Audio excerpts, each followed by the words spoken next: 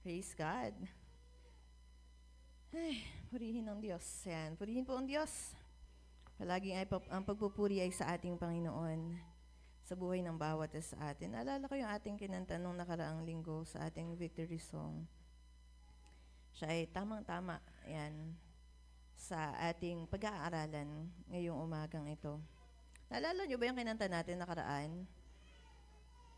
Sino nakatanda? Tama, more than enough. Ang title po niya ay more than enough. Ano? Yan. So, pwede ba kantahin natin siya kahit walang accompaniment ng mga music instrument? Kasi napakaganda ng awit at talagang tugmang-tugma siya sa ating pag-aaralan sa magandang umagang ito. Oh, I'm living in the overflow. Whoa, expect the supernatural. Oh, I'm living in the overflow. I'm ready for a miracle for you, my God. Praise God! Palaging sapat at higit pa ang ating Diyos. Amen! Amen! Hallelujah! Sige po, tayo pong lahat ay tumayo ngayong magandang umagang ito at sabay-sabay nating basahin ang ating tekstong pag-aaralan sa magandang umagang ito at matatagpuan po siya sa aklat po ng mga awit. Yan. Awit 84 verse 11. Kung kayo po ay merong mga Biblia, atin po sabay-sabay na tunghayan sa aklat ng mga awit 84 verse 11. At sabay-sabay po nating basahin ng malakas ngayong umagang ito. Nakakabasa naman po lahat. Amen. Amen. So gamitin natin ang ating mga tinig para sa ating Diyos ngayong umagang ito. Basahin natin ngayon na.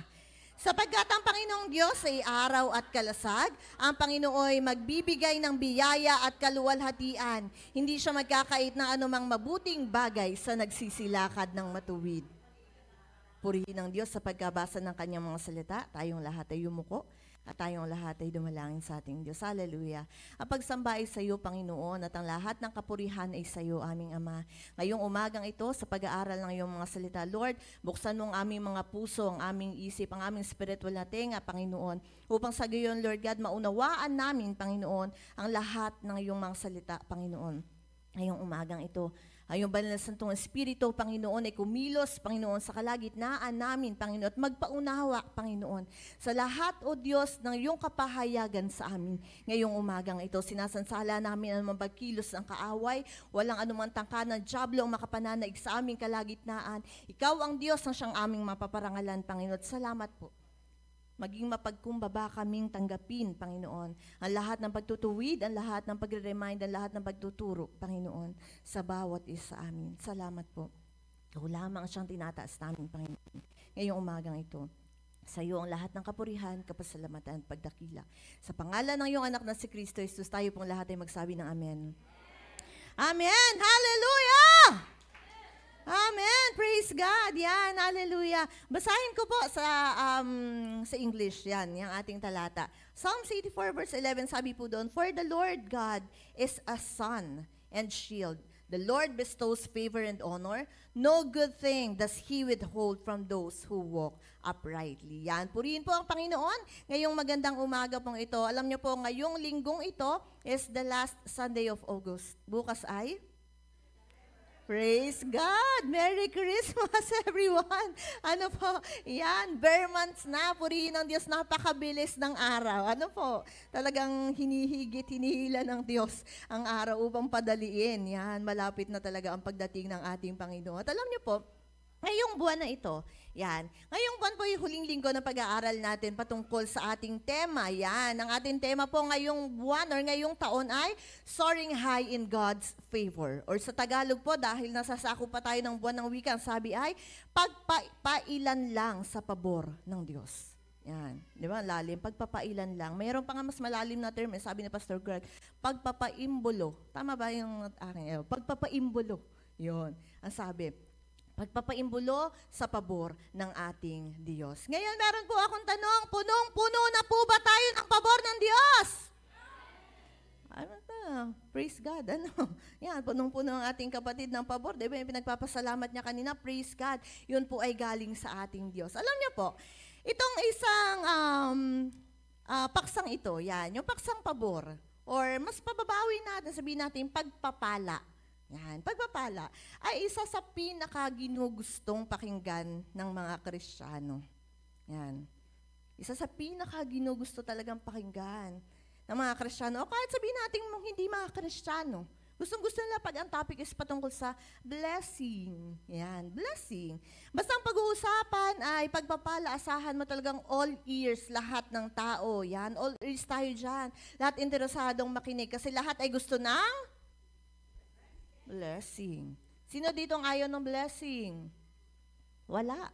Diba? Lahat tayo gusto natin ng pagpapala. Alam niyo po, yan, napakarami ng talata ng pagpapala o mga pangako ng Diyos sa matatagpuan natin sa Biblia. Yan, kung nagbabasa kayo ng Biblia, kung mahilig kayo, masipag kayo magbasa ng Bible, marami kayong mababasang pangako ng Diyos. Tama ba?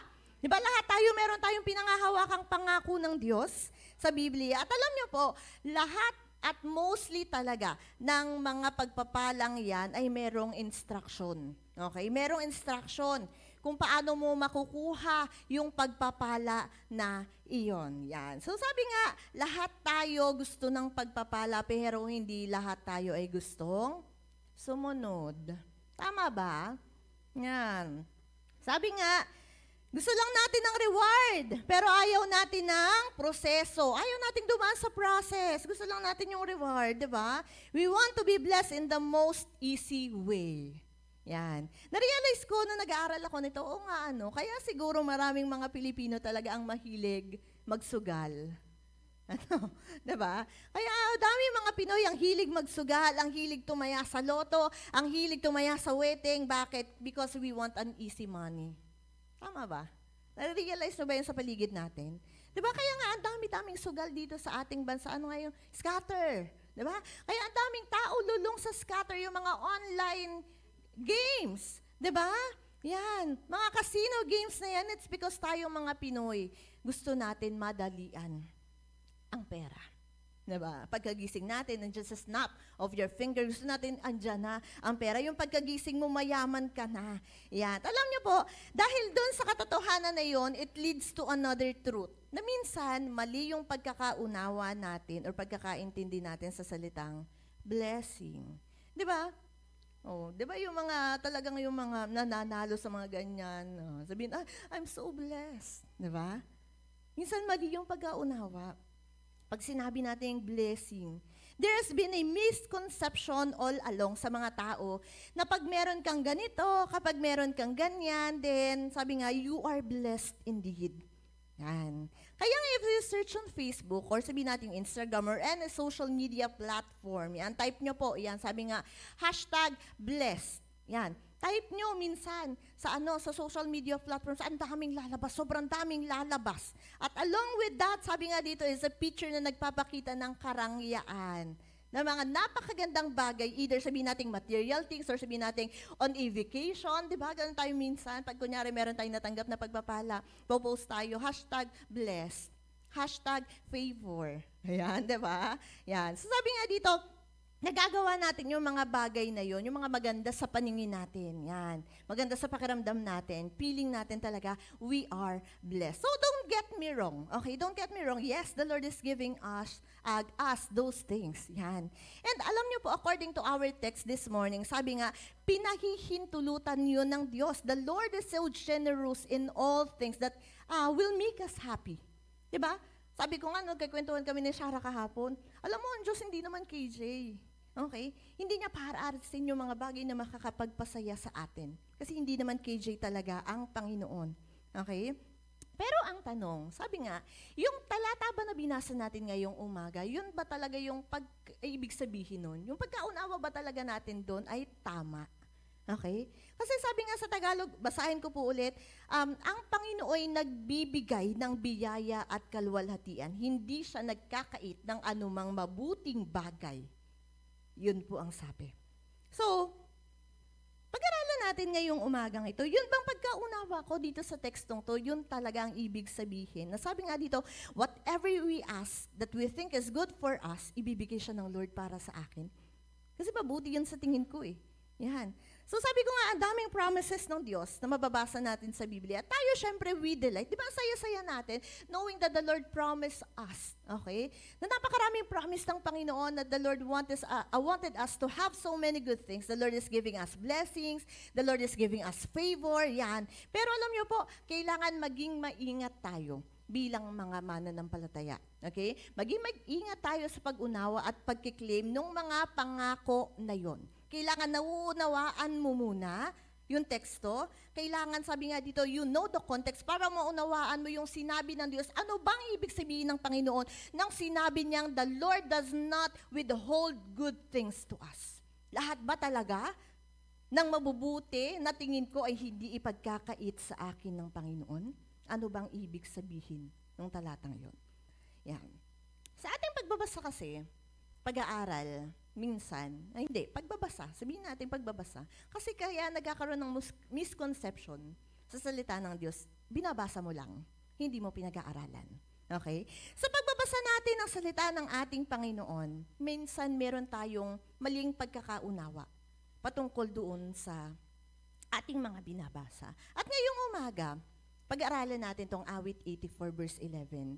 Ano yung kalimitang misconception natin at maling pag-unawa natin dun sa sinabi ng psalmist dito sa Matthew sa awit 84 verse 11. Yan. So, una, sabi nga po dito, maraming tao po nagfo-focus tayo sa mga kagustuhan natin. Okay? Sa lust.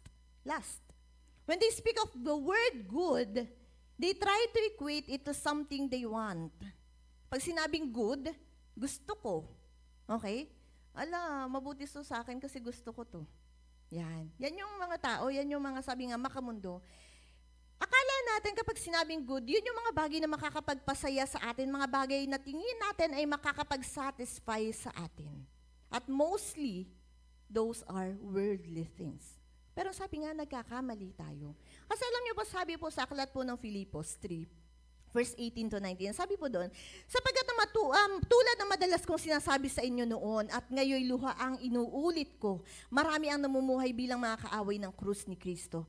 Kapahamakan na kahihinat na nila sapagkat ang dinodiyos nila ay ang hilig ng kanilang katawan. Ikinararangal nila ang mga bagay na dapat sana nilang ikahiya at wala silang iniisip kundi ang mga bagay na may kinalaman sa mundong ito. Yan. Hindi po sinasabi sa aklat ng awit or sa talatang 84 verse 11 na ang Diyos ibibigay niya or isusupply niya yung lahat ng magustuhan mong bagay na meron sa mundo. Hindi yun yung pinapangako nitong talatang ito. Okay? Yung term na mabubuting bagay or good things na nabanggit po sa talata ay nagre-representa ng higit pa sa kayamanan na ninanasan natin. Kasi akala natin minsan, di ba, pag sinabi nating blessings, akala natin panay pera, panay material na bagay. Yan. Sabi nga dito, it's not just all about prosperity. Hindi po patungkol lagi sa yaman pag sinabing pagpapala. Okay? Sabi nga, it's way beyond that. Kasi kung mapapag-aralan niyo at kung babalikan ninyo yung journey ni Jesus Christ dito, sabi nga si Jesus Christ, anak siya ng Diyos. Marangya ba yung naging pamumuhay niya dito? Hindi. So, ibig sabihin, kapag hindi marangya, hindi siya blessed. Diba? Yan yung isa sa mga misconception na meron tayo. Di ba sabi nga, si Jesus Christ namuhay siya kasama ng mga mahihirap. So dapat nauunawaan din natin na ang kabutihan po ng Diyos ay hindi lamang makikita sa uri ng pamumuhay na mayroon ka dito sa mundo. Okay? It reaches even our hearts, our spiritual warfare. Okay? Nakikita dapat doon. Yan. At tulad nga na sinabi ko sa inyo, yan kanina. So, try nyo mag-search ng #bless at #favor sa social media. Ang dami pong maglalabasan na selfies. Okay? Ang dami maglalabasan na pictures kung saan pinapakita nila kung gaano kararangya yung buhay na mayroon sila. O, kunyari, example. Nag-post ako, kunyari. May 37th country. Ay, hindi pala yun. Sa ano pala yun? Sa mga Disney princess daw, na binubuhay natin. Wow! Binubuhay natin sa pamamagitan ng ating mga taksihan. Pero hindi, pero makikita natin talaga minsan ganoon. Ano po? Ganoon talaga yung nakikita natin sa Facebook, yan. Pero alam niyo po ba kung iisipin natin, yun nga ba talaga yung ibig sabihin? sa Biblia pag sinabing pagpapala. Okay? Alam niyo po, sabi ko nga kanina, yes, the Lord is so gracious, the Lord is so generous, and He showers us a lot of tangible things. Okay? Pag sinabi pong tangible, nahahawakan. Okay? Ang Diyos naman talaga hindi maramot. Magbibigay siya ng mga bagay na yan. Pero sabi nga dito, paano kung yung next na ibigay ng Lord sa atin ay bagay na napakalayo sa iniisip at ninanais mo? Yan. Paano kunyari, namatayan ka ng member ng family? Oh, like for example, 'di ba? Sabi nga ng mami kahapon nagbukas siya. Ang sakit ng loob niya. Okay? Kasi namatay si Pastor Donnie, yung tatay niya sa pananampalataya. Paano nga kung ganun yung nangyari? Okay? Nang pinagpe-pray mo, ganito, good health, pinagpe-pray mo, favor, blessing, ang binigay ng Lord. The other way around. Okay? Paano pag binigay ng Lord broken relationship? Paano pag one day nagising ka, wala kayong kapera-pera? So ano nang hashtag doon? Ano? Hashtag poor daw. Hashtag poor. Hashtag curse. Oh. Hashtag malas. Ganun na ba? Kasi hindi yung inaasahan natin, yung nangyayari. Sabi nga dapat hindi. Okay? Dapat hindi, di ba? Kasi alam niyo po, dito po sa chapter 84, kung babasahin niyo siya, na lahat or kabuuan ng chapter, alam niyo po, there are 3 times na binanggit yung salitang pagpapala. Ginamit yung salitang pagpapala. Sabi po in verse 4, yan, awit verse 4, 84 verse 4, sabi po doon, blessed are those who dwell in your house, they are ever praising you. Blessed are those whose strength is in you, whose heart are set on pilgrimage. Yan. Blessed is the one who trusts in you. Sabi nga dito, mapalad. Diba? Mapalad yung mga tao nagdedwell sa tahanan ng ating Panginoon, yung mga umaawit ng papuri sa ating Diyos. Ibig sabihin, kung ginagawa mo yung mga bagay na yon para sa Diyos, mapalad ka na. Okay? Mapalad ka na agad. Hindi mo na kailangan humanap pa ng mga bagay ng mga material na bagay para sabihin, Lord, mapalad ako. Or para sabihin sa katabi mo, hoy, grabe, pinagpala ako. Diba? Sabi nga dito, those who praise God, those who find their strength and trust in Him, those are blessed. Pinagpala po ba kayo? Isa ba kayo dito sinasabi dito? Nagpupuri ba kayo sa Diyos? Nagtitiwala ba kayo sa Diyos? Ang kalakasan po ba ninyo ay nasusumpangan niya sa Diyos? Then mapalad ka. Amen. Mapalad ka.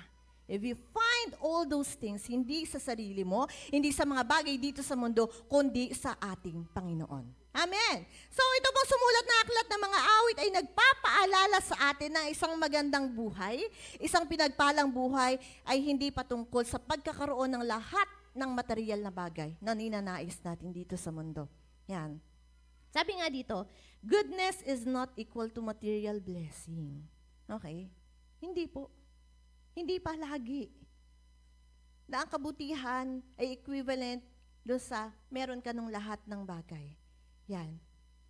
Kasi sabi nga dito, even sa kawalan, tayo ay pinagpapala ng Diyos. Tayo ay mapalad. Amen. Yan. Mapalad ka if sa gitna ng kahirapan. Sabi dito, even if sa gitna ng kahirapan, even sa gitna ng problema na nanatili ka sa Diyos. Okay? Yun yung totoong mapalad. Amen? Amen. Yan. Alam niyo po ba, in the New Testament, there are 112 times, okay, na binanggit yung salitang pinagpala. 112 times. Sa New Testament pa lang yun, ha? At alam niyo po ba, tanungin niyo sa akin kung ilan doon sa 112 times na yun, na salitang pinagpala ang tumutukoy sa material na bagay. O, tanungin niyo ako. 0. Okay? 0. Wala. Wala. So, ibig sabihin talaga, hindi yun ang determinants, okay, ng isang tao ay pinagpala. Amen. When you are in the Lord, when you are serving the Lord, when you find your strength in the Lord, you are blessed. Amen. Being blessed runs so much deeper than the concept that we see in social media. Hindi pa laging yung nakikita nyo, yung amin, natandaan ko nga, yung amin devotion nung nakaraan, sabi ni Japet, di ba, ewan ko, meron din akong gano'n nung bata ako. Sabi ko, bakit kaya yung mga hindi, bakit yung mga hindi sumisimba dito, bakit parang sila yung mayayaman? Nagkaroon ba na kayo ng ganun? Bata ako, ganun ako. Tatanong ko, bakit yung mga yung sila pa mayaman, kami parang hindi naman. Diba? Kasi nga, hindi natin naiintindihan pa dati. Okay? That being blessed or being favored by God ay higit pa doon sa mga material na bagay, doon sa kayamanan na ating nakikita dito sa mundong ito. Amen. Yan, praise God. So, hindi po binabanggit or hindi po sinasabi dito na yung mabubuting bagay na yon ay pagkakalob sa atin ng Panginoon ay palaging tumutukoy sa pera at sa material na bagay. Yan. Another misconception dito sa ating binabasang ito. Alam niyo po, isa pang pagkakamali sa pagkakaunawa natin dito sa talatang ito is that nire-reshape natin ang Lord into a pondering God. Ano ibig sabihin pag sinabing pondering? Sabi dito, akala natin ang Diyos ay isang machine na kailangan gawin at ibigay sa atin lahat ng gusto natin sa kahit anong kalalagayan tayo naroroon. Yan. Alam niyo ba sinabi dito sa talatang ito, di ba? Sabi, malinaw na sinabi, ibibigay niya ang anumang mabuting bagay doon saan? Ang sabi? Sabi po doon sa mga lumalakad ng matuwid. Yun po ang sabi. Malinaw ang pagkakasabi, but then we interpret it differently minsan. Okay? Kasi alam niyo po yung sinasabi dito ng mga lumalakad, nagsisilakad ng matuwid, akala natin equivalent na yun sa lahat ng naniniwala kay Kristo. Okay? Na okay, kilala ko si Jesus Christ. Sabi nga dito, once kilala mo si Kristo, akala natin matik. Included tayo doon sa mga taong lumalakad ng matuwid. There is a difference between them. Okay? Kung pag-aaralan ninyo.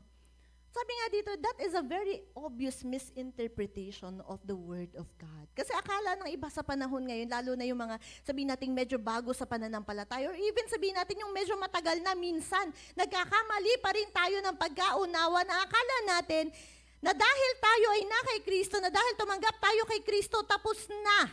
Wala na tayong obligasyon after nun. Sabi nga dito, that is wrong. Mali po yun. Kasi sabi dito, ang tinutukoy dito na lumalakad ng matuwid or those people that is walking uprightly is yung mga lumalakad ng malapit sa ating Diyos. Okay? Yung mga lumalakad na malapit sa ating Diyos. And so dahil lumalakad ka, malapit sa ating Diyos, yung buhay nila, sabi nga dito, is shaped according sa kung anong gusto ng Diyos. Yan. Alam nila yung pintig ng puso ng Diyos, naririnig nila. At yun yung ginagawa nila. Yun yung nagiging buhay nila.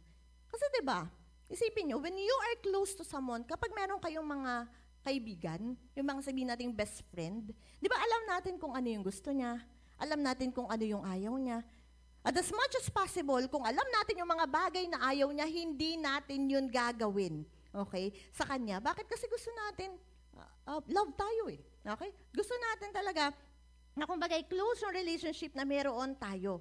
Yan. Alam niyo po, the same things applies to our God. Kung malapit ka sa Kanya, ginagawa mo kung ano yung gusto niya. Hindi tayo natatapos sa Jesus is my Savior. Alright, di ba nung mga bago tayo nakakakilala sa Lord, yun yung pagkakilala natin. Jesus is my Savior kasi niligtas ka ng Panginoon. O pagkatapos, tapos na ba? Hindi po. Napakaraming attributes ng Diyos na kailangan nating matutunan at malalaman mo lamang iyon kung patuloy kang lalakad sa katwiran ng ating Panginoon. Di ba? Naunawaan na natin ngayon that Jesus is my healer, Jesus is my provider. Di ba? Hallelujah. Sabi nga dito, you need to keep going. Kailangan nagpapatuloy po tayo sa paglakad. Kailangan magpatuloy tayo sa paglakad sa katwiran kasi kung hindi, alam niyo po kung hindi, clearly, napakalinaw po, hindi kakasama sa pinangakuan ng mabubuting bagay. Kasi minsan claim lang tayo ng claim. Oo, sabi ng Diyos doon sa awit 84 verse 11, hindi ipagkakait ng Diyos lahat ng mabubuting bagay. Hindi mo na tinapos, doon ka na lang. Eh sabi may kasunod pa. Kanino? Sa mga lumalakad ng matuwid. Diba? Ngayon, alam natin sa sarili natin, kilala mo ang sarili mo. Kung lumalakad ka ng nasa katwiran sa ating Panginoon. Sabi nga dito, kung hindi ka lumalakad sa katwiran din, wala kang right para i-claim itong pangakong ito ng Diyos. It does not apply to you. Okay? It does not apply to you. So, ibig bang sabihin doon na ang Diyos ay mabuti lamang doon sa mga lumalakad sa katuwiran? Hindi ba siya mabuti sa lahat? Hindi po yun ang ibig sabihin nun. Okay? Hindi yun ang ibig sabihin nun. Ang Diyos ay mabuti. Okay? Mabuti sa lahat. Kaya lamang, sabi nga dito, hindi natin na-experience fully ang kabutihan ng ating Panginoon dahil sa katigasan ng ulo natin. Kasi alam niyo po, itong pangako ito, pangako sana sa lahat. Okay? Pangako siya sana sa lahat. Kaya lamang, sabi nga, nasa iyo. Okay? Nasa iyo ang choice kung mapapabilang ka doon. Kung susunod ka, makukuha mo. Pero kung hindi ka susunod, hanggang dyan ka lang. Okay? You are keeping yourself away from that promise. Hindi ang Lord ang naglalayo sa'yo or hindi ang Lord ang hindi nagbibigay sa'yo o nagkakait sa'yo ng pagpapalang iyon. Ikaw ang pumipigil sa sarili mo na makuha iyong pangakong iyon. Okay po? So, dapat malinaw sa atin. Sabi nga dito, kasi alam niyo po, ang ating Diyos, He is a just God. Okay? Pag sinabi natin just, di ba? Patas ang Diyos. Okay? Patas. Yan. Sabi nga dito, hindi niya ikinagagalak ang gawang masama. At alam din naman natin yun. Tama. Alam naman natin lahat. Ang Diyos ba nagagalak siya sa kasalanan? Hindi. Di ba? Hindi nagagalak ang Diyos sa kasalanan. But then, sometimes, parang ang gusto nating palabasin or gusto nating mangyari is that we ask God to bless us even patuloy tayo sa pagkakasala. Na para ba ang gusto nating mangyari, Lord, huwag mo nang pansinin itong ginagawa kong masama. Huwag mo na lang tingnan ito, basta pagpalain mo na lang ako. Di ba? Yun yung nangyayari. Gusto natin i-ignore ng Lord yung uri ng pamumuhay na meron tayo. It's as if we want God to tolerate us. Okay? From our wrongdoings and then continue to bless us. Alam niyo po, palagi niyong tatandaan. Sabi nga dito, rewarding evil for evil does not manifest God's goodness. Hindi po yun attribute ng Lord. Okay? Hindi ang Lord nagkakaloob ng mabuti sa mga gumagawa ng masama. Okay? Kasi ito, isa to sa natatandaan ko, merong naregalo sa akin ng aking biyanan dati. Ewan ko natatandaan niya. There's a book na binigay niya sa amin dati. Na meron doon sa libro na sabi po doon, you do not reward a wrong behavior. Hindi mo dapat bigyan or hindi mo dapat i-reward kung hindi maganda ang ginawa. Tama. Alam niyo, it does not apply dito lamang, even sa mga anak, even sa labas. Okay? Hindi mo bibigyan ng reward kapag kita mong mali ang ginawa. Okay? So sabi nga, kung tayo mga tao, hindi tayo perfecto, naiisip natin yung mga ganung bagay. What more from God's perspective? Okay? From God's perspective, kung nakikita natin unfair na bigyan ng reward yung mga tao na hindi naman gumagawa ng tama, what more sa paningin ng ating Diyos? Okay? So sabi nga dito, wag nating sisihin ang Diyos kung hindi tayo inaabot ng kanyang mga kamay. Kasi ang totoong issue, hindi naman sa madamot ang Diyos. Hindi sa pinagkakaitan ka ng Diyos. Sabi nga dito, ang totoong issue is hindi nagiging masunurin ang ating mga paa. Diba? Yan. Sabi nga, you are blaming God for having a stingy hand when the real issue is that you have a rebellious feet. Hindi ka naman lumalakad sa katuwiran. Aasahan natin na pagpapalain tayo ng lubos ng Panginoon. Diba? Medyo tumataliwas po iyon. Okay? Sa katangian ng ating Panginoon. Our God is a very good God. But our God does not tolerate wrongdoings. Okay po? Sabi nga dito, huwag tayong hingi lang ng hingi or sabi natin na sa Diyos, Lord, pagpalain mo naman ako. Okay? Huwag palaging sa material. Sabi nga dito, ask God to change your heart so that you walk right with good things in your hand. Okay? Panalangin natin, Lord, baguhin mo ang puso ko. Nang sa gayon, makalakad ako.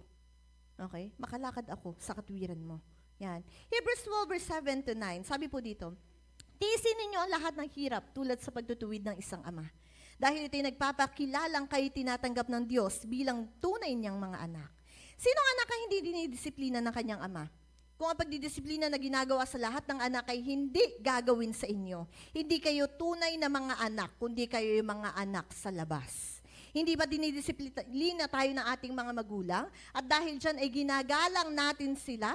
Hindi ba't upang tayo mabuhay, mas nararapat na tayo pasakop sa Diyos na ating Ama, sa Espiritu? Yan.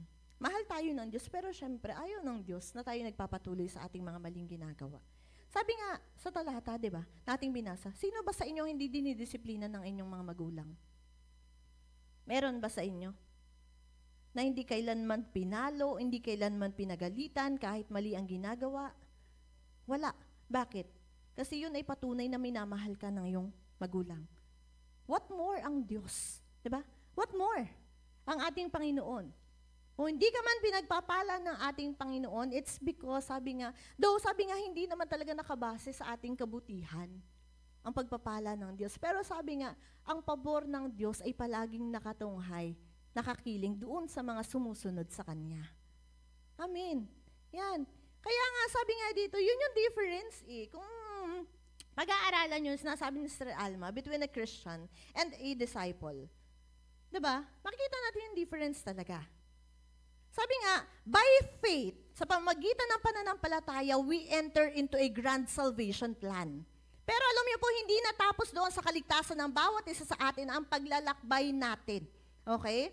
Sabi nga dito, after nung kaligtasan na yon, meron pang sunod, maglalakbay ka. Bakit? For God to be able to test, sabi nga dito, to test at mapatunayan kung tunay yung pananampalataya na yon, na mayroon tayo sa ating Diyos. Opo, hindi kailangan ng effort natin para makagain tayo ng access sa ating Panginoon. Kasi nangyari yun sa pamamagitan ng pananampalataya natin. Sabi nga, di ba, in Romans 5 verse 1, sapagkat napawalang sala tayo sa pamamagitan ng ating pananampalataya. Okay? So, you need faith, yung saving faith. Okay? Yung nagliligtas sa atin. At sabi nga, ang Diyos ang gumawa ng paraan. He gives us the Holy Spirit. Okay? The Holy Spirit, kaya lamang anong ginagawa ng karamihan sa mga Kristiyano? Pagkatapos matanggap yung Holy Spirit na yun. Sabi nga dito, some of us grieves the Holy Spirit. Okay? Sa pamamagitan ng paggawa ng masama. Sa pamamagitan ng paggawa ng mga bagay na hindi kalooban ng ating Diyos. Doon po nag-grieve ang Holy Spirit na nasa atin. Alam niyo po, pinag-uusapan din namin yun, yung sinasabing Kristiyano at disipulo. Pinag-uusapan namin nung minsang lumabas kami ng Ladies and Gentlemen. Yan. Ang pagkakaunawa ko kasi doon, being a Christian is just a first step. Okay? Unang hakbang. No, tinanggap po si Kristo, okay, naging Kristiyano tayo. Pero sabi nga dito, hindi natatapos doon. You need to keep following God's command and order for you to become a disciple. Para mas lumalim yung iyong pagkaunawa sa salita ng Panginoon at masundin mo pa siya. At sabi nga, dun mo palang makiklaim at masasabi na the Lord will not withhold any good things from me. Kapag sumusunod na ako sa katwiran ng Panginoon. Kapag lumalakad na ako sa katwiran ng Panginoon. Pero hindi naman sabihin ating perpekto. Okay? Hindi palaging perpekto. May mga pagkakamali minsan kasi andito pa tayo Okay? Yan. Pero ang sabi nga dito, nagsusumikap tayo na lumakad doon sa katwiran ng Panginoon.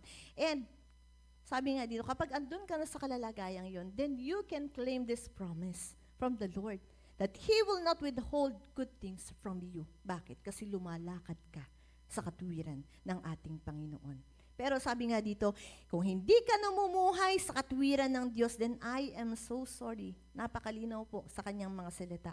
You are keeping yourself away from that promise. Uulitin ko po, hindi ang Diyos ang nagkakait sa'yo na maranasan mo ang pangako at pagpapala ng Diyos. Ikaw. Okay? Ikaw sa sarili mo, ikaw ang nagkakait nun. Dahil sa paggawa mo ng hindi mabuti. Ngayon, does this mean that the disciple of Christ, bilang mga disipulo ng ng Diyos, ibig bang sabihin nito is we shouldn't be having any material things kasi hindi naman yun yung sinasabi ng Lord or hindi naman yun pala yung tinutukoy pag sinabing bless or favor ng isang tao. Hindi naman po yun ang ibig kong sabihin. Hindi ko sinasabi wag na tayong magnasa, okay, ng mas higit, or sabihin natin magnasa ng mga bagay dito sa mundo, Okay? Kasi sabi nga dito, the God that we are serving is a just God. He is a generous God. Napakamapagbigay ng ating Panginoon. Amen po ba? Amen, di ba? Mapagbigay ang ating Diyos. At sabi nga dito, hindi niya pinagkakait ang mga mabubuting bagay doon sa mga lumalakad sa katwiran. Pagpapalain ng Diyos ang sino mang naisin niya. Tama? Pagpapalain ng Diyos ang sino mang maibigan niya. At sabi nga dito, hindi mahirap sa Diyos na pagpalain ka. Bakit magiging mahirap? Diba? Bakit magiging mahirap? Nagawa nga niya tayong mga tao, nagawa niya nga ang universe sa pamamagitan ng salita lang. What makes you think na mahirap sa Diyos ibigay yung mga bagay na hinihingi mo? Napakasimple niyan sa Diyos. Diba? Yan. At alam niyo po, it's just that. Ang nangyayari nga lamang is that alam ng Diyos ang mabuti para sa'yo. The Lord knows what is good for you. At tayo, bilang mga disipulo ni Kristo, yun dapat yung meron tayo. Sabi nga, isang heavenly mindset na hindi palaging nakafocus dito sa mundo. Yun yung dapat talagang ma-renew sa bawat isa sa atin, yung isip natin. Okay? Na hindi na yung dito sa mundo ang focus mo, kundi yung heavenly things. Ang dami ng mga aral, sa totoo lang, ang dami ng mga aral pa ulit-ulit ng sinasabi dito sa unahan and even sa mga naririnig nating sermons. Sabi nga, you should not focus on the wealth na meron dito sa mundo. Bakit? Kasi hindi ka naman taga dito talaga. Dumadaan ka lang. Sabi nga nung mami nung Martes, dumaan lang ng sarap na sarap ka. Diba? Mamaya enjoy na enjoy mo talaga dito, kaya ayaw mo kunin ka pa ni Lord. Diba? Tatanong minsan, sino gusto na kunin ni Lord? Mami pa lang. Diba? Bakit? Kasi ang sarap pa, Lord, dito eh. Diba? Na-enjoy ko pa yung ganito, ganyan. Diba? So, sabi nga, hindi. Bilang mga Kristyano, dapat hindi na mawaglit sa isipan natin na hindi na tayo talaga dapat nakafocus doon sa meron dito sa mundo. Kasi hindi naman talaga tayo taga dito. Okay? So, itong talatang ito, nung sinabi niyang good things, ang ibig lamang po sabihin nun is good from the perspective of God. Mabuti sa paningin ng Diyos, hindi mabuti sa paningin nating mga tao. Kasi diba kung tayo magsabi ano mabuti sa'yo? Mabuti yata sa akin mag-iPhone 17 na. Mabuti sa amin, malaki ang sasakyan namin. Tangkas siya kami, paggagala kami, sama-sama na kami. Diba? Yun yung mabuti para sa atin. But alam nyo, itong talatang ito, yung good na sinasabi dito is not from our perspective, but from the perspective of God. Okay? Sabi nga dito, itong talatang ito, kung pag-aaralan mo siyang maigi, Psalms 84 verse 11, pareho nung sinasabi sa Romans 8 verse 28. Okay? Sabi nga doon, di ba, it means God works everything that happens to a Christian for His good. Para sa ikabubuti niya. Diba yun yung sabi sa Romans 8 verse 28? Yan. Kung sa tingin ng Diyos makabubuti itong bagay na ito sa'yo, then hindi niya pagkakait yun para sa'yo. But if He thinks walang magandang may dudulot sa'yo yung bagay na to, then He won't permit it. He won't permit it. Okay? At palagi nating alalahanin, sabi nga, ang Diyos po natin ay Diyos na spiritual. Spiritual ang Diyos natin. Okay? Hindi po siya dito. Hindi siya sabihin natin worldly na Diyos. Hindi, si Satanas yun. Ang Diyos natin ay spiritual na Diyos. At sabi nga, He does not define what is good by what is comfortable, by what is pleasurable, and what is enjoyable. Kaya sa atin, gusto nating lahat yun, di ba? Gusto talaga ng katawan natin yun. Na, gusto ko yung masarap, gusto ko yung nakahiga na lang, gusto ko yung hindi na ako nahihirapan. Pero, ang mabuting bagay na sinasabi ng Diyos ay hindi nakabase doon. Hindi po kung ano yung madali, kung ano yung masarap para sa'yo. Kung sa atin yun yung mga bagay na sabihin nating maganda, sa paningin natin yung malaking bahay, pag meron tayong magalang sasakyan, kapag hindi tayo nahihirapan, sabi po, ang Diyos po, ang mabuti para sa Kanya if it conforms you to the image of our Christ. Yun yung mabuti. Sa tingin mo ba kapag binigyan ng Diyos sa'yo, tingin mo makikita ba ang kaluwalhatian ng Diyos? Yun yung tatanungin natin sa mga sarili natin. If you're praying for something, okay, if you're praying for something, you need to think, okay, you need to think, kapag kaya binigay sa akin ng Diyos ito, makikita kaya siya? Mapapapurihan kaya siya? Magiging kawangis kaya ako ng Diyos kapag binigay niya ito sa akin? O baka mapapahamak ka? Okay? So, ulitin ko po, sabi nga dito, para sa Diyos, ang mabuti ay kung ito ay nagko-conform sa kanyang imahe. Okay? Kung ito ay nagko-conform sa kanyang imahe. Parang yung post sa Facebook, ayun, meron akong nababasa sa Facebook. Ewan ko, nababasa nyo din to. Sabi doon, Lord, bigyan mo naman ako ng 50 million. Sabi, 50 million, gusto ko lang malaman kung ito na ba yung tunay kong ugali. Diba? Sabi, ito na ba yung tunay kong ugali pag yumaman ako? Diba? May mga ganon na post. Bigyan mo ako ng 50 million, tingnan ko lang kung mag-iiba ba yung ugali ko, ito na talaga to. Ayan. Diba? Sabi ganon, yan. Pero alam niyo po, the Lord already knows. Okay? Bago mo pa malaman, bago mo pa isipin, alam na ng Diyos kung ano ang ugali mo or ano mangyayari sa iyo kapag binigyan ka ng ganyan. Kaya kapatid, kung hindi ka binibigyan, alam mo na. Diba? Pag hindi ka binibigyan ng Diyos, alam mo na. Oh, yun lang naman yun. Kasi diba minsan tatanong tayo sa Lord, Lord, bakit hindi mo ako binibigyan ng ganito? Hindi mo ako binibigyan ng ganyan. Okay, kapag hindi ka binigyan, alam mo na dapat. Okay, kung bakit. Yan. So, praise God. Alam ko po, hindi ito mahirap intindihin. Yan. Hindi mahirap intindihin itong pag-aaral na ito na sinasabi ko sa inyo. Now, if you're still struggling sa pag-intindi kung bakit hindi pa binibigay ng Diyos yung mga bagay na hinihingi mo, batay sa ating napag-aralan, dalawang bagay lang po yan.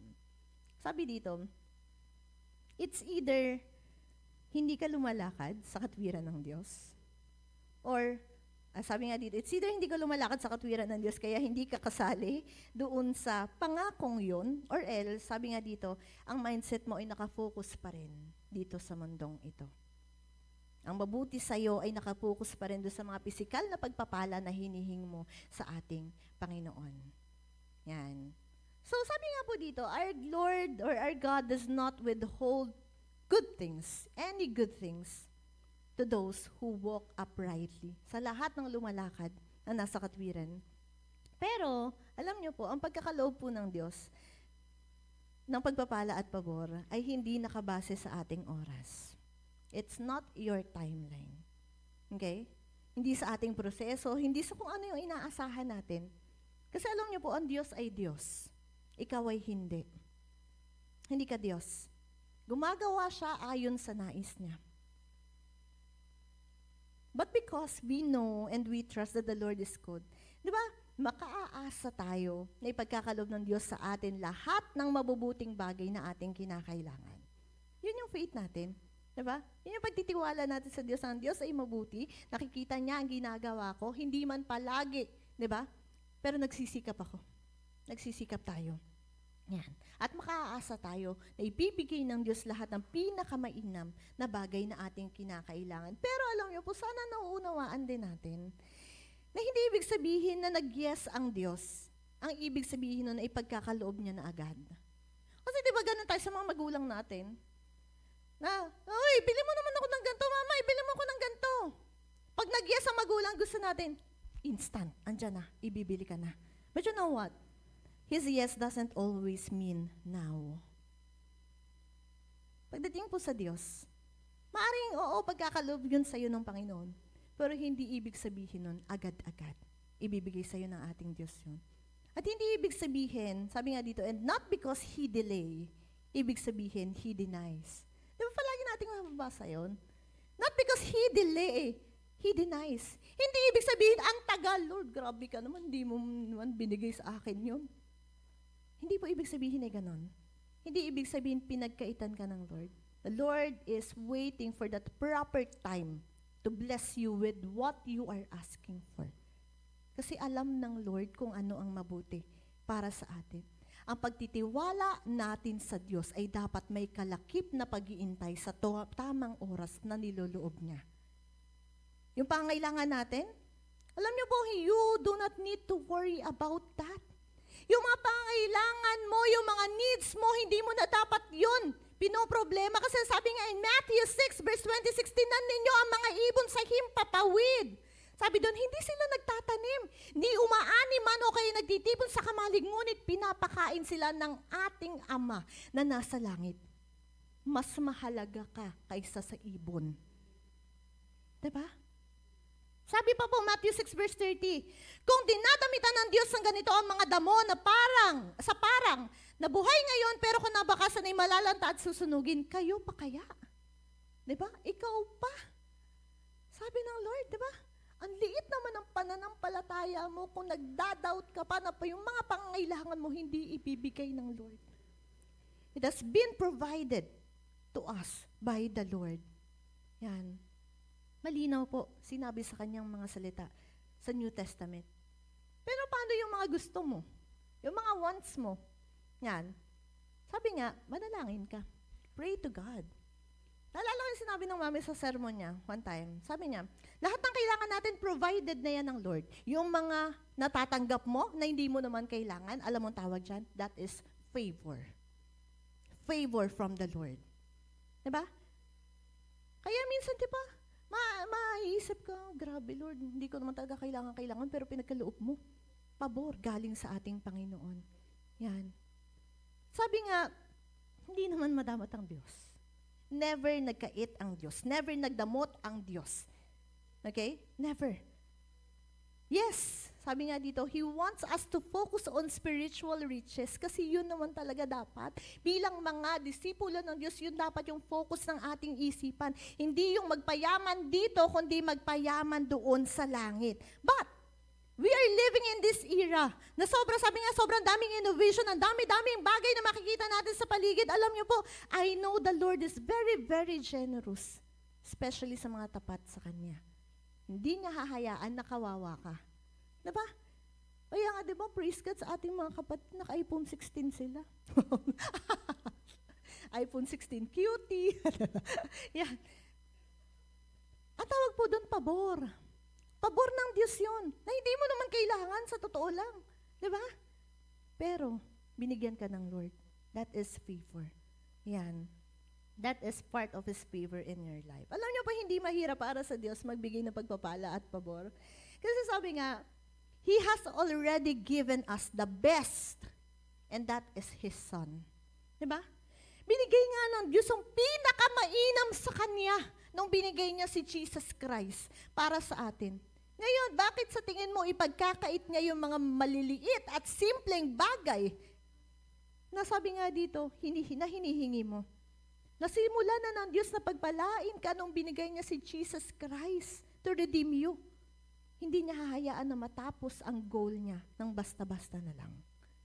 Pakakatandaan po natin, the Lord has given us the best already. Ngayon, isipin mo ba na pababayaan ka pa ng Diyos? Sabi nga dito, tingin nyo ba tutubusin tayo ng Diyos? Kasi sabi nga, di ba, makasalanan tayo. Sabi dito, tingin nyo tutubusin niya tayong mga kasalanan kapalit ang buhay at dugo ni Kristo para lang pabayaan ka kalaunan? Di ba hindi? Kasi mababaliwala, sayang naman yung dugo kung ganun lang din, pababayaan lang din pala tayo ng Diyos. Okay?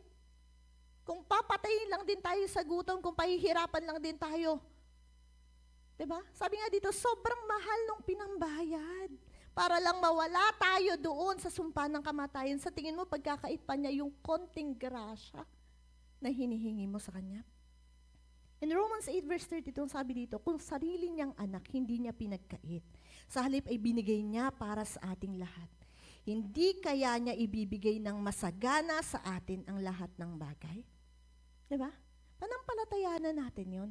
Panampalatayanan natin na, Lord, binigay mo nga si Jesus Christ for me, yung kaisa-isa mong anak. Diba? Yung mga maliliit na bagay na hinihingi ko. Pero sabi nga dito, hindi kaya niya ibibigay ng masagana sa atin ang lahat ng bagay. Pero meron pong ibang sabi, yung mga mabubuting bagay. Okay? Mabubuting bagay sa paningin ng ating Panginoon. Okay? If God gave Christ to die for us, habang tayo ay mga makasalanan pa, kapatid, hindi tayo aabondonahin ng Diyos. Ngayon, lalo na at tayo'y pinawalang sala niya na. Yan. Kung minahal niya tayo nung tayo mga makasalanan pa, hindi niya tayo babaliwalain ngayon na tayo'y mga anak niya. Diba? Anak ka ba ng Diyos? Diba? Kung isipin mo, o nga ano, Minahal niya ako nung makasalanan pa ako. Nung hindi niya ako kaano-ano. Minahal na ako ng Lord. The Lord has blessed me already with the blood of His Son.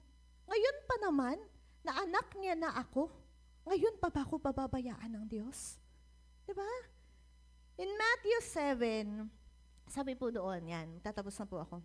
Matthew 7, 7 to 11, sabi po doon, humingi kayo sa Diyos at bibigyan kayo. Hanapin ninyo sa Kanya ang hinahanap nyo at makikita ninyo. Kumatok kayo sa Kanya at pagbubuksan kayo, sapagkat ang lahat ng humihingi ay nakakatanggap. Ang naghahanap ay nakakakita at ang kumakatok ay pinagbubuksan. Kayong mga magulang, kung anak ninyo ay humihingi ng tinapay, bibigyan ba ninyo ng bato? At kung humihingi siya ng isda, bibigyan ba ninyo siya ng ahas? Kung kayong masasama ay marunong magbigay ng mabubuting bagay sa inyong mga anak, gaano pa kaya ang inyong amang nasa langit? Ibibigay niya ang mabubuting bagay sa mga humihingi sa Kanya. Purihin ang Diyos. Ano po? Sa assurance ng salita na binibigay sa atin ng Panginoon. Na ipagkakaloob ng Diyos sa atin lahat ng bagay kung ito'y makabubuti sa atin at kung tayo ay sumusunod sa Kanyang kalooban. Alam niyo po, God always gives. Sa totoo lang, ang Diyos palagi nagbibigay. But sometimes, we are just so blinded to see yung pagpapala niya. Parang natatakpan yung mga mata natin para makita yung pabor na ginagawa niya. Bakit? Kasi minsan, sabi ko to kay Shara kahapon, alam mo natutunan ko, sa pananalangin, minsan pala, yes, hindi masamang hingin sa Diyos or hindi masamang magsabi sa Diyos specifically kung ano yung gusto mo. But at the end of your prayer, kailangan palaging, Lord, kalooban mo pa rin.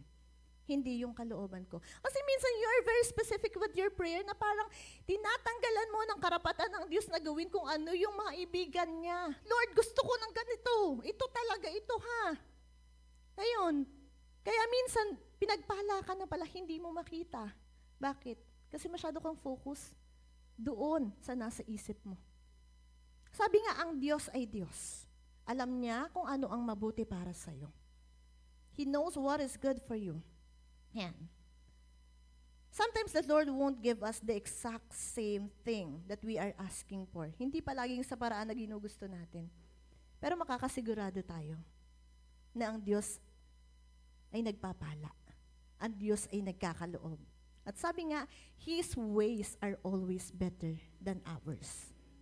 Ang kaparaanan natin ay hindi kaparaanan ng Diyos. Ang isipan mo ay hindi isipan ng Diyos. Kung iniisip mong ito ang mabuti sa'yo, minsan, the Lord has much more greater things in store for you. And you just need to keep trusting Him. We need to trust in the Lord. Sige po, kalooban mo, kalooban mo. Kalooban mo yung masunod. Gusto ko to, kaso kung hindi mo gusto, sige. Diba? Sabi nga, alam niyo, merong isang kanta, title ay Blessing. Nasabi dun sa lyrics ng kanta,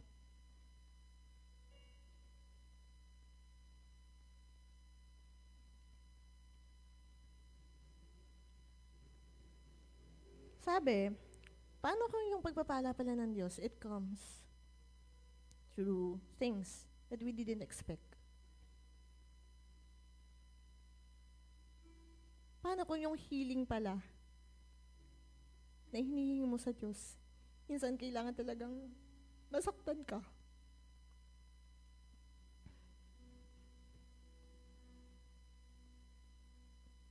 Sabi nga, minsan, talagang padadaanin ka ng Diyos doon sa mga mahihirap na bagay for you to be able to know that He is near. Kasi alam nyo, napanood ko din yun, sabi niya, minsan nangyayari din yun sa akin na parang, minsan ang prayer mo parang obligation na lang. Oh Lord, basta nagising ako. Gumising ako ng 4 para lang masabing nag-pray ka. Pero sabi nga, gaano kalimit doon sa pananalangin mong yon na talagang kinakatagpo mo ng totoo ang Diyos? Kasi minsan talagang ganun, di ba? Oh, sige, nang kagigising na nga ako. Mananalangin na lang ako. Na parang minsan responsibility ang dating. Di ba? Which is, hindi tama sa paningin ng Diyos. Sabi nga, minsan, ang blessing ng Panginoon, it is disguised with bad things. Just tingin nating hindi maganda. Okay? Doon pinapadaan ng Diyos yung mga bagay na yan. Kaya ba nating ma-post yung lyrics? Ate Shara, search mo yung blessing. And let us all sing this song. Kasi minsan, yun yung pagkilos talaga ng Diyos sa bawat isa sa atin. Hindi palagi. Okay po? Palaging tatandaan, hindi palaging dun sa kagustuhan mo. Hindi palaging sa pamamaraan na gusto mo. Lord, sana ganito. Tapos minsan, makikita mo, bakit Lord, ang hinihingi ko naman ganito? Bakit iba yung binigay mo? Pero gaya nga ng salita ng ating Panginoon, His ways are not our ways. Ang pag-iisip niya ay hindi natin pag-iisip. Hallelujah. So this is how the song goes.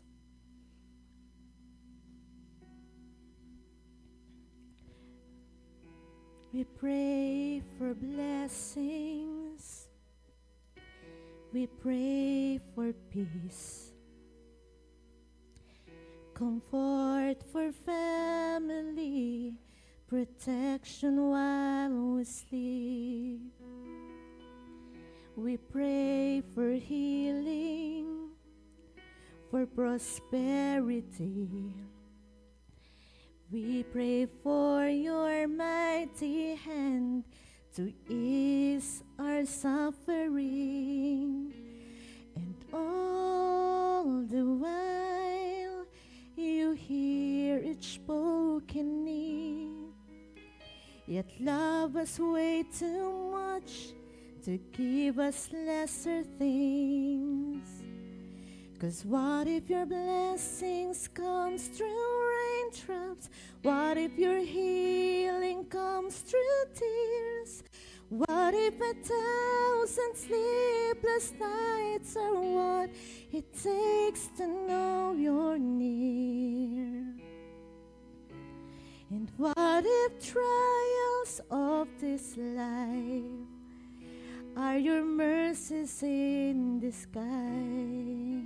Hallelujah.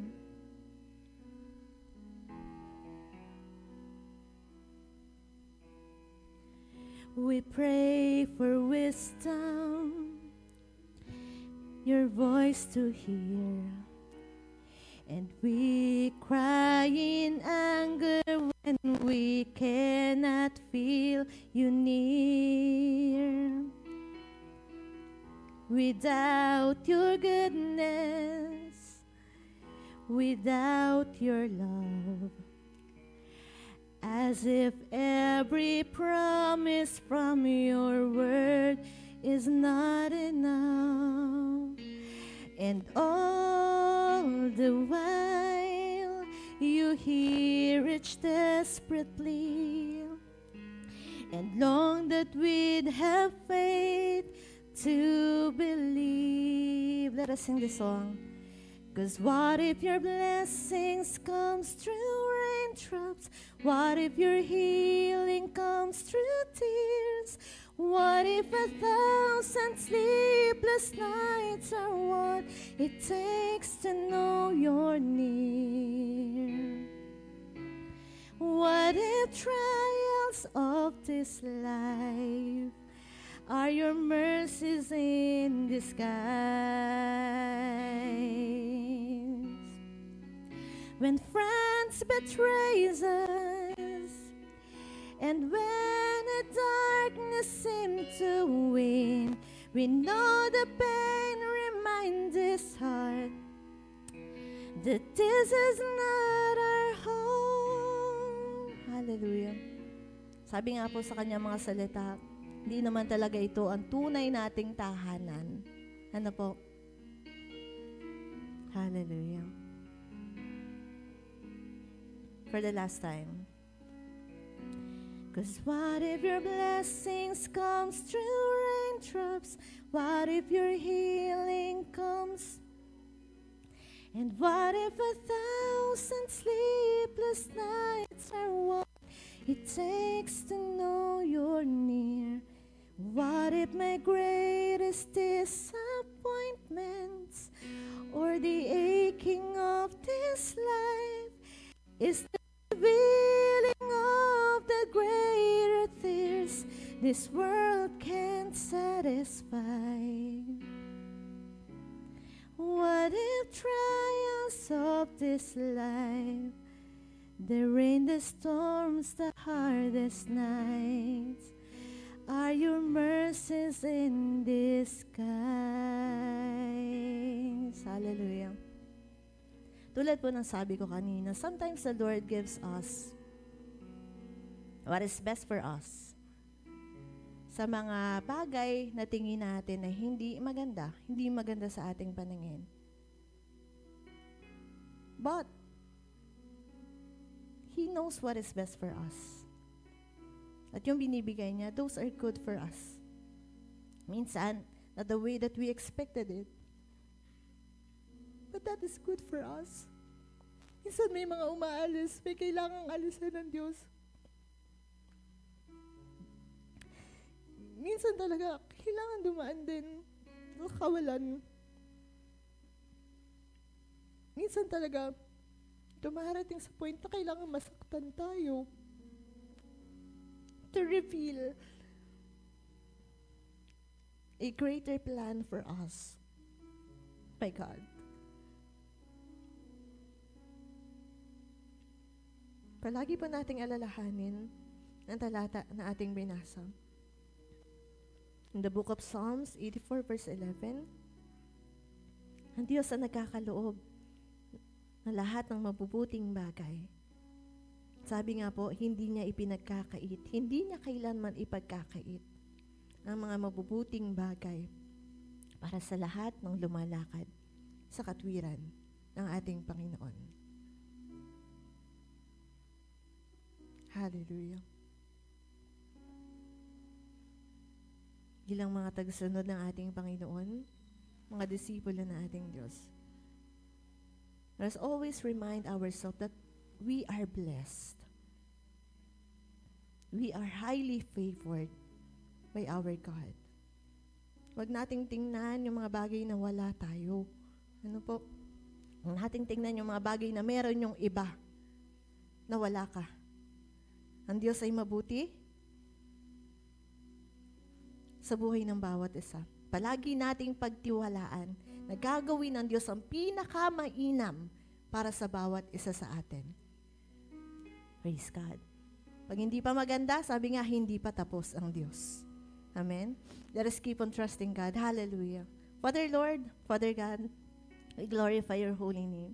Thank you, Lord, for reminding us always sa pamagitan ng iyong mga salita na pinakamainam ang nais mo sa amin dahil kami mga anak mo. Minamahal mo kami. Sinong magulang ang hindi magkakaloob ng mabuting bagay sa kanyang mga anak? Salamat po, Lord God, na ilihis mo ang aming mga paningin sa mga bagay na nakikita namin dito sa mundong ito. Huwag mo hayaan, Panginoon, na magumon kami, Panginoon, ng lahat ng bagay na narito sa mundo na hindi makabubuti sa amin, Panginoon. Keep us away from the things na makakapaglayo sa amin, Panginoon, sa iyong nais sa aming mga buhay. Open our eyes, open our hearts, O God, to see the things that you are blessing us with. Hindi palaging pinansyal, Panginoon. Hindi palaging material, O Diyos. Hindi palaging kasaganaan. Hindi palaging kayamanan ang iyong pagpapala sa bawat sa amin. Salamat, Lord God. Dahil yung aming kalakasan, yung aming kapayapaan, Panginoon, na natatagpuan namin sa iyo, Lord, that is your blessing, O God. That is a favor na binibigay mo sa bawat sa amin. Salamat, Lord, nakakapagpatuloy kami. Salamat. May nagpapaalala sa aming mga kapatiran. Salamat po, Lord God.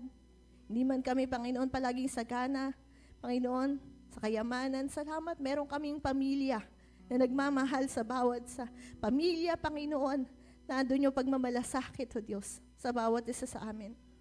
Salamat po. Salamat. Napahiyapa kami, Panginoon, dahil kami nagtitiwala sa iyo.